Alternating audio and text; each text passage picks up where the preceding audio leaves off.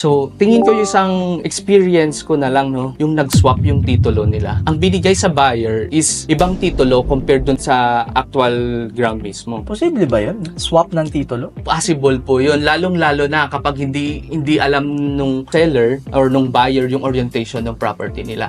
So, ang ginawa nila, kumuha sila ng geodetic engineer kasi medyo gusto nilang ma-check kung totoo bang ito yung property na bibilhin namin. So, nung hinire nila kami, nakita ko talaga na iba yung lote sa actual dun sa title. Nagbase na rin kami dun sa mga lot plans from DNR. So, yun yung nakita namin. Swap talaga. Ang ginawa nila is pinagpalit pa rin yung titulo. Kung ano talaga yung actual na nabili, yun na, nag-swap din sila ng title. Paano yung sa presyo?